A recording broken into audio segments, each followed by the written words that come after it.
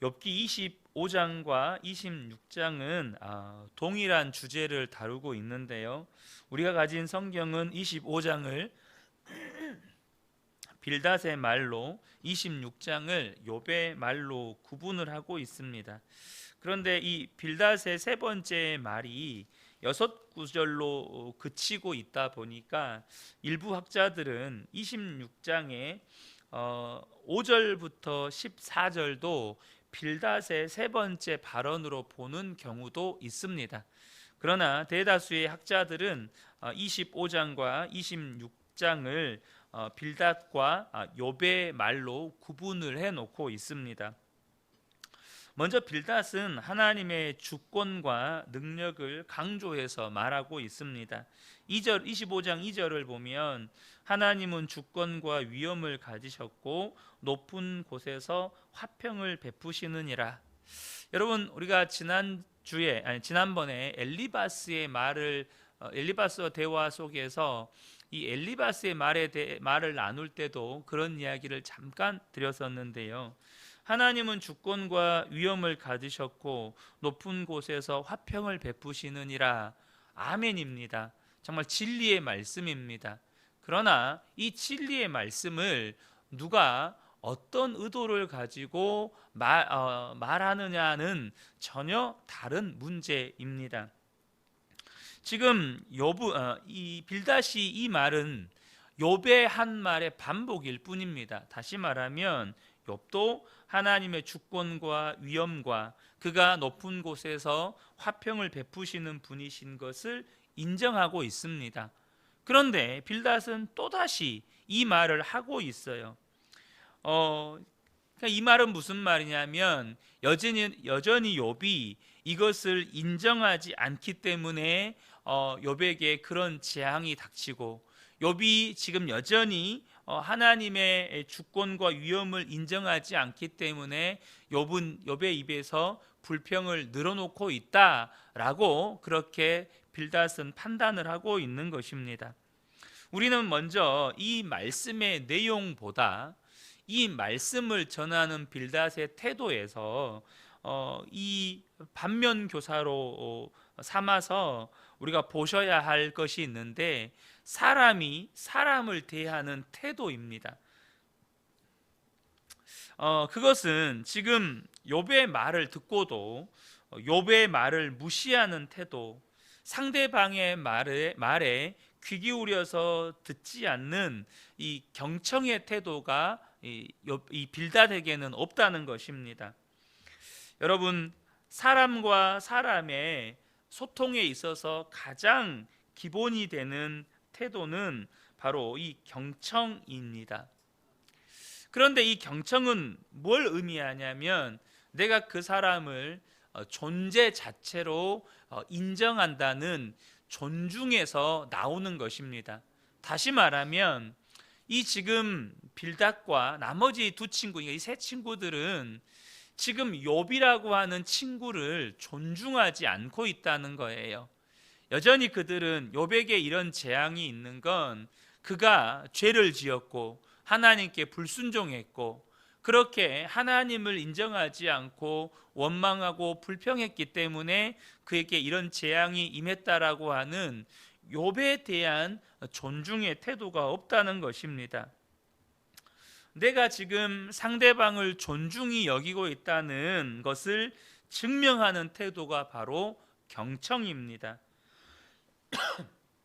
상대방이 지금 무슨 이야기를 하는지를 듣고, 그리고 거기에 대해서 그 상대방이 하는 말에 걸맞게 반응을 하는 것이 이 경청인데, 지금 빌닷은 욥은 이미 하나님을 인정해요. 하나님의 주권과 위엄을 인정합니다. 그런데 지금 빌닷은 욥이 그것을 인정하는 말을 했음에도 불구하고 전혀 그 말을 듣지 않고 있다는 것입니다. 그것은 욥의 존재를 존중하지 않고 또 욥의 이야기를 그러므로 말미암아서 경청하지 않고 있다는 것이죠. 또 한 가지, 지금 이 빌닷은 계속해서 끊임없이 욥을, 아니 빌닷뿐만 아니라 엘리바스와 소발까지도 욥을 가르치려 하고 있다는 사실입니다. 여러분, 분명히 우리에게는 가르침이 필요합니다. 그러나 하나님이 가르치십니다. 말씀이 가르치십니다. 그래서 저 역시도 이곳에서 강단에서 말씀 맡은 자로서 설교를 하지만 성도님들을 가르치려는 태도이기보다 늘 하나님 앞에 오늘도 말씀을 준비하면서 그렇게 기도합니다. 하나님, 저는 하나님의 손에 들려있는 도구일 뿐입니다. 도구는 스스로 아무것도 할 수 없습니다. 하나님이 하셔야 합니다. 하나님만이 하실 수 있습니다.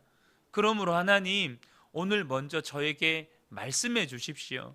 그리고 저는 하나님 손에 들려서 하나님이 쓰시는 대로만 쓰임받는 하나님의 도구가 되게 해 주십시오. 그렇게 말씀을 준비할 때 그렇게 기도합니다. 오로지 이곳에서 그저 하나님의 말씀을 그저 흘려보내는 통로로 순전하게 쓰임받기를 원하는 마음으로 하나님 앞에 구하고 그렇게 기도합니다. 그런데 이들은 그들이 하나님이 되어서 욥을 가르치려고 하고 욥을 바꾸려고 한다는 것입니다. 여러분 기억하십시오. 사람은 사람을 바꿀 수 없습니다. 사람이 사람을 변화시킬 수 없습니다. 하나님만 사람을 변화시킬 수 있습니다. 그러므로 우리가 정말로 누군가에게 하나님께서 가서 권면해라 그렇게 말씀하실 때가 있거든요. 그 성도를 권면해라. 그런데 저와 여러분이 꼭 기억하셔야 합니다. 그렇게 하나님께서 나에게 그에게 가서 말해라, 그에게 가서 권면해라, 그에게 가서 위로해라 라고 말씀을 주실 때 저와 여러분이 이 태도를 절대 잊어버리시면 안 됩니다. 사람은 사람을 변화시킬 수 없다. 하나님, 제가 그 사람을 변화시킬 수 없습니다. 제가 주의 말씀에 순종해서 그 사람에게 가지만 하나님, 하나님이 하셔야 합니다. 저는 하나님께 붙어 있을 뿐입니다. 저는 하나님 손에 들려 있을 뿐입니다. 오직 하나님이 나를 통해서 나를 도구 삼아서 하나님이 해주십시오. 그런 겸손함의 태도가 우리에게 필요하다는 것입니다. 그러나 이 빌닷은 그러질 않아요. 자신이 하나님 자리에서 욥을 가르치려고 하고 있고 또 욥을 어찌하든지 변화시키려고 욥의 말을 듣지도 않고 인정하지도 않고 똑같은 말을 반복하면서 욥을 지금 가르치면서 변화시키려고 시도하고 있다는 것입니다. 바로 교만함의 태도를 볼 수 있는 것이죠. 동시에 이미 이야기했으면서도 인간에 대해서 지나치게 비하하고 있다는 것입니다. 4절을 보면 그런즉 하나님 앞에서 사람이 어찌 의롭다 하며 여자에게서 난 자가 어찌 깨끗하다 하랴.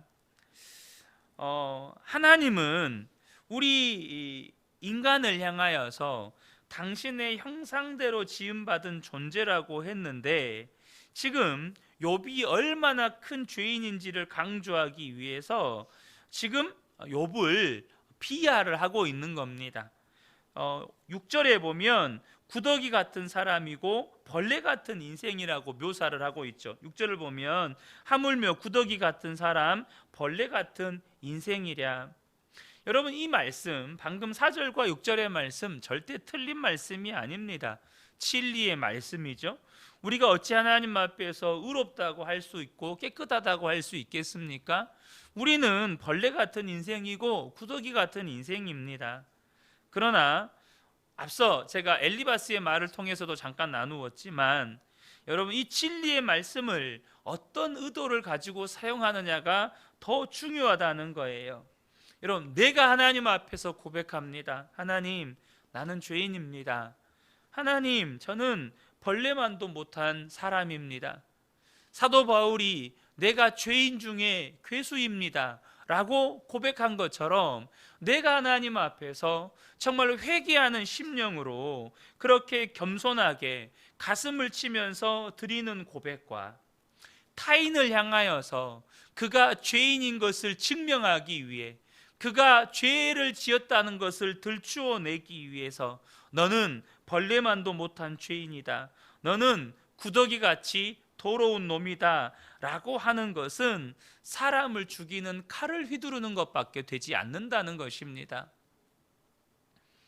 여러분, 무엇보다도 이것은 하나님과 인간 모두에 대한 모독입니다. 우리 흔히 그런 말 하잖아요.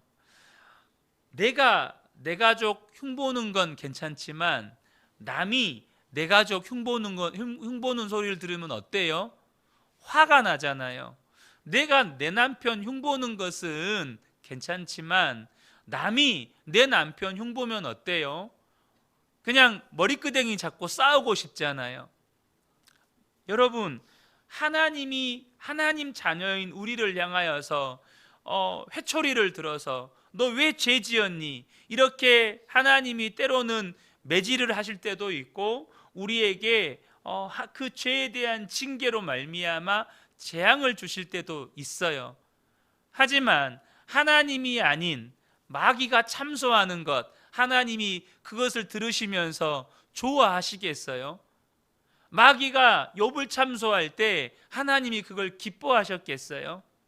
우리가 똑같은 하나님의 자녀인 누군가를 향하여서 죄인이라고 정죄하고 그가 죄인이라는 것을 입증하기 위해서 하나님이 사용했던 말씀을 가지고 똑같이 그 사람을 향해서 그 사람을 정죄할 때 하나님이 기뻐하시겠습니까?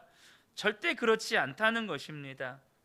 여러분, 하나님께서 우리를 향하여서 이 벌레만도 못한 야곱아 라고 말씀하시기도 하셨지만, 동시에 하나님은 내 눈에 너는 보배롭고 존귀하다, 내가 너를 위해서 구스를 내어주었고 너를 위해서 이방 민족들을 내어주었다 라고도 말씀하시는 하나님이시라는 것입니다. 우리는 그 마음 잘 알잖아요. 내 자식이 속썩여서 회초리로 때릴 때도 있지만 옆집 사람이 내 자식 욕하면 그렇게 분노하는 것이 부모의 심정입니다. 여러분, 하나님은 죄인인 인간을 하나님의 자녀로 삼으셨고, 더 나아가서 하나님과 소통의 대상으로 삼으셨고, 하나님과 교제의 대상으로 삼으셨고, 하나님의 친구 삼으셨습니다. 아들의 형상으로, 인간을 아들의 형상으로 만드는 것이 하나님의 창조의 목적입니다. 여러분, 인간을 비하한다고 해서 하나님이 높아지는 것 아닙니다. 하나님은 하나님 존재 자체로 영광 받으시는 분이십니다. 그러나 저와 여러분이 다른 사람을 하나님의 말씀을 가지고 비하하고 하나님의 말씀을 가지고 정죄할 때 하나님이 높임 받으시는 게 아니고 하나님은 분노하십니다. 그 사람이 어떤 죄인이라고 할지라도 저와 여러분은 그 사람을 하나님의 마음과 하나님의 시선으로 바라볼 수 있어야 우리는 사람을 향한 하나님의 뜻을 발견할 수 있을 뿐만 아니라 그 하나님의 뜻에 믿음으로 반응할 수 있게 된다는 것입니다. 그러므로 저와 여러분이 누구를 대할지라도, 심지어 원수를 대할지라도 하나님의 시선과 하나님의 마음으로 바라볼 수 있도록 구하시기를 축복합니다. 하나님, 하나님의 마음으로 볼 수 있게 해주십시오. 하나님의 시선으로 저 사람을 볼 수 있게 해주십시오. 그러면 놀랍게도 하나님은 그 사람을 향하여서 하나님이 무엇을 원하시는지 때로는 알려주시고, 때로는 기도하게 하시고, 때로는 다가가서 손을 내밀라고 우리에게 말씀하시는 것입니다. 욥의 친구들은 분명히 욥을 돕기 위해서 찾아왔습니다. 그러나 그들은 전혀 욥에게 도움이 되지 않았어요. 욥의 26장의 욥의 고백이 뭡니까? 2절부터 보면 내가 힘없는 자를 참 잘도 도와주는구나. 기력 없는 팔을 참 잘도 구원하여 주는구나. 지혜 없는 자를 참 잘도 가르치는구나. 큰 지식을 참 잘도 자랑하는구나. 내가 누구를 향하여 말하느냐? 누구의 정신이 내게서 나왔느냐? 욥을 돕는다고 왔던 친구들이 전혀 욥에게 위로도 되지 않고 그들의 말은 욥의 마음을 정말로 칼로 후벼 파는 것처럼 더 큰 아픔과 고통을 주었다는 것입니다. 지혜 있는 듯이 행세했지만 끝까지 그들은 무지함만을 드러낼 뿐이었습니다. 하나님의 영을 받은 선지자처럼 행세했지만 하나님의 마음을 전혀 알지 못했습니다. 그래서 하나님의 마음을 전달하지도 못했습니다. 그들은 욥보다 하나님을 더 알지 못했으면서 욥을 향한 하나님을 다 아는 사람처럼 욥에게 그렇게 반박을 합니다. 그런데 26장에 보면 욥이 보는 하나님에 대해서 욥이 이렇게 말하고 있습니다. 이것을 다 소개할 수 없지만 욥이 보는 하나님은 어떤 분입니까? 불가해한 분입니다. 다시 말하면 사람의 지혜와 지식으로 다 이해할 수 없고 그분의 뜻과 섭리를 다 헤아릴 수 없는 분이라는 것입니다. 하나님은 질서와 무질서의 경계를 넘어서 우주 만물을 다스리시고 통치하시는 하나님이십니다. 하나님의 통치 능력은 질서와 무질서의 세계에서 다 나타난다는 거예요. 하나님은 권능과 지혜로 창조의 질서를 만드셨고 우주는 그 법칙에 따라 움직입니다. 어둠과 혼돈의 세력이 있는 곳에서도 하나님의 능력이나 주권은 결코 흔들림이 없습니다. 하나님의 지혜 안에서 혼돈마저 질서에 기여하게 된다는 거죠. 그래서 욥이 하나님에 대한 욥의 이해는 뭐냐? 사람의 지혜와 지식으로 하나님의 뜻과 섭리를 우리는 다 헤아릴 수 없다라는 것이었습니다. 그것이 14절의 말씀입니다. 이 욥이 5절부터 그 하나님의 섭리에 대해서, 창조의 섭리에 대해서 쭉 나열을 하면서 14절에 가서 이렇게 고백을 합니다. 보라, 이런 것들은 그의 행사의 단편일 뿐이요. 그러니까 욥이 그가 하나님에 대해서 깨닫고 이해한 것이 하나님의 행하신 것의 지극히 일부일 뿐이라는 것이었습니다. 우리가 그에게서 들은 것도 속삭이는 소리일 뿐이니 그의 큰 능력의 우레소리를 누가 능히 헤아리랴. 우리가 하나님의 행하신 일들, 하나님의 섭리, 하나님의 지혜, 하나님의 뜻을 다 헤아릴 수 없다는 것입니다. 그러므로 우리에게 필요한 건 뭘까요? 하나님을 자꾸 이해하려는 시도가 아니라 하나님의 말씀에 순종하려는 태도가 필요하다는 것입니다. 많은 사람들이 자꾸 하나님을 이해하려는 시도를 합니다. 하나님 왜 그렇습니까? 왜 나에게 이런 고난을 주십니까? 왜 나에게 이런 아픔을 주십니까? 왜 나를 이렇게 힘들게 하십니까?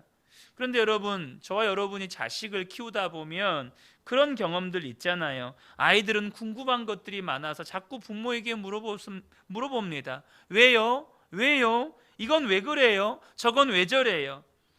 그런데 그 아이들에게 설명을 하다 보면 도저히 아이에게 설명이 안 되는, 이해시킬 수 없는 질문을 막닥뜨리게 됩니다. 설명해줘도 그 아이의 눈높이에 알맞는 단어를 찾기도 어렵고, 또한 단어를 찾는다고 하더라도 이 아이는 그 단어를 이해하지도 못할 뿐만 아니라 아이의 지혜와 지식으로는 그런 상황과 처지와 그런 이유 자체가 수용되지도 않고 이해되지 않는 경우가 많습니다. 이것은 아이가 자라면서 지혜와 지식이 더하여지고 삶의 경험이 더하여지고 인간관계에 대한 이해가 깊어지고 철이 들어야 비로소 이해되는 것들이 많아요. 그래서 나중에는 설명하다가 부모가 점점 이렇게 화가 나요. 그러니까 어떻게 하죠? 그냥 하라는 대로 해! 이런 말이 나옵니다. 여러분, 그러면 우리 하나님은 어떠겠습니까? 하나님이 아무리 설명을 해줘도 우리가 수용이 안 됩니다. 그러면 우리에게 필요한 건 이해할 수 없고 헤아릴 수 없는 하나님을 자꾸 이해하려는 것이 아니라 그저 주님의 선하심과 주님의 완전하심과 주님의 신실하심을 믿고 주님 말씀하십시오. 제가 순종하겠습니다. 그러면 여러분, 하나님께서 다 이해되지 않지만, 다 우리가 수용할 수 없지만 하나님의 그 신실하심과 선하심과 완전하심이 우리의 삶 가운데 그대로 복이 되는 것입니다.